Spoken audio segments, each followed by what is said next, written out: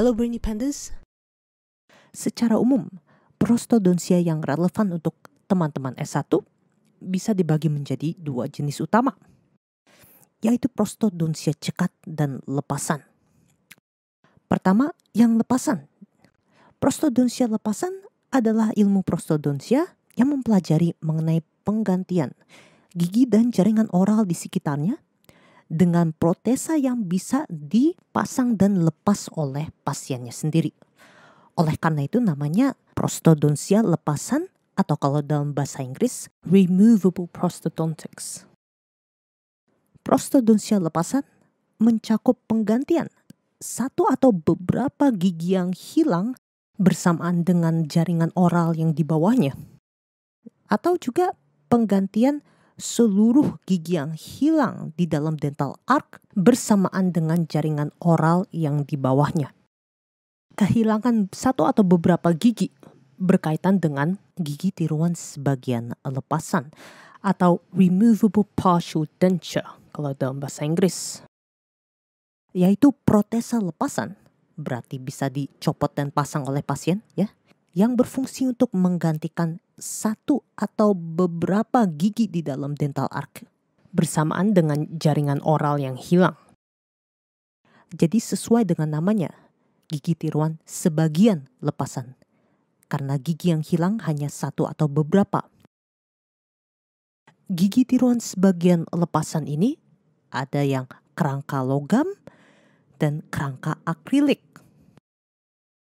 Kerangka logam kalau kalian lihat itu bahannya terbuat dari logam atau frameworknya ya terbuat dari logam. Cuman yang akrilik itu frameworknya terbuat dari akrilik. Nah kalau yang di textbook yang sering dibahas adalah yang kerangka logam. Cuman kalau menurut aku ya konsep dasarnya yang ada di kerangka logam itu bisa diaplikasikan ke kerangka akrilik. Nanti kapan-kapan aku coba bahas tentang itu deh ya.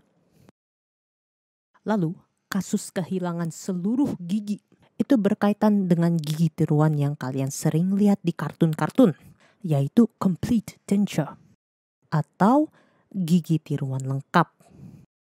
Yaitu protesa lepasan yang menggantikan arkus dental yang benar-benar sudah tidak ada giginya atau kita sebutnya fully edentulous ya.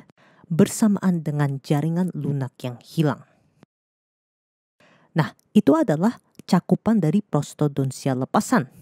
Tapi sebelum kita lanjut, aku mau ngomongin dulu tentang maksudnya dari menggantikan jaringan yang hilang. Jadi kalau misalkan kita kehilangan gigi, kita nggak cuman kehilangan giginya doang. Namun sisa jaringan lunak bersama dengan tulang alveolar di bawahnya yang kita sebut sebagai residual ridge, itu seiring waktu akan semakin turun. Dan itulah yang aku maksud dengan kehilangan jaringan oral yang tadinya di bawah gigi. Dan kalau di kasus gigi tiruan lepasan, residual ridge ini bisa diganti oleh struktur protesa kita. Ini menjadi salah satu yang membedakan lepasan dan cekat nanti. Karena kalau kamu ngeliat nanti gigi tiruan cekat itu rata-rata gak menggantikan struktur residual ridge yang hilang. Sekarang prostodontia cekat atau kalau dalam bahasa Inggris fixed prostodontics.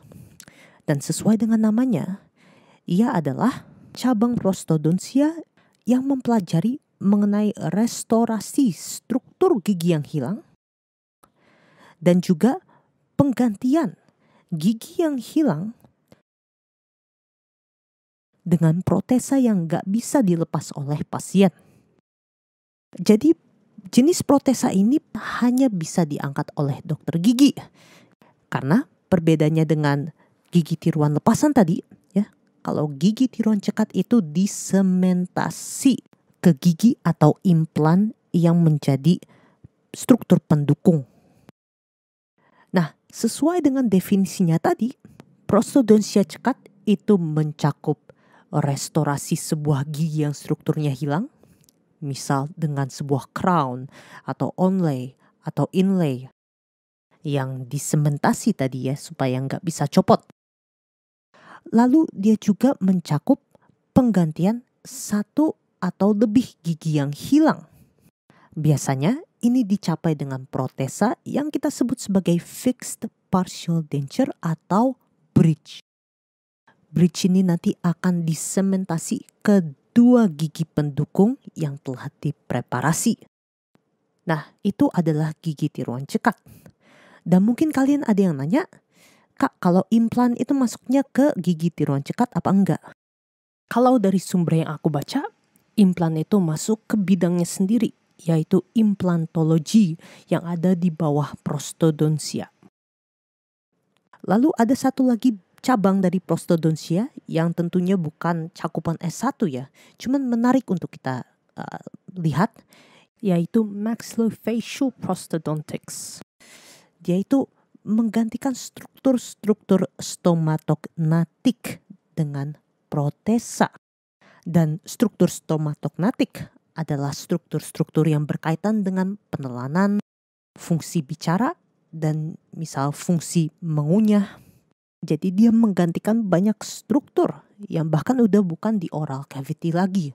Jadi keren itu prostodontia, sangat luas cakupannya. Oke Brainy Pandas, sekian dari video pada hari ini. Sampai jumpa di video selanjutnya. Semoga kalian senang dengan video ini. Aku lagi coba style animasi yang baru. Kalau kalian senang, silahkan tulis di comment section down below. Dan jangan lupa untuk subscribe ke channel Brainy Panda untuk mendukung Brainy Panda. Semangat terus Brainy Pandas dan selamat belajar.